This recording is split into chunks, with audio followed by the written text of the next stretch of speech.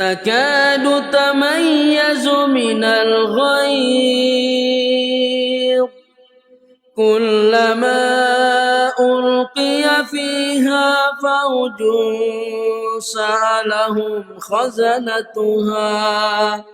سألهم خزنتها ألم يأتكم نذير قالوا بلى قد جاءنا نذير فكذبنا وقلنا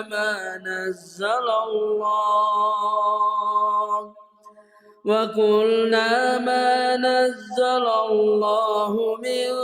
شيء إن أنتم إلا في ضلال كبير وقالوا لو كنا نسمع أو نعقل ما كنا في أصحاب السعير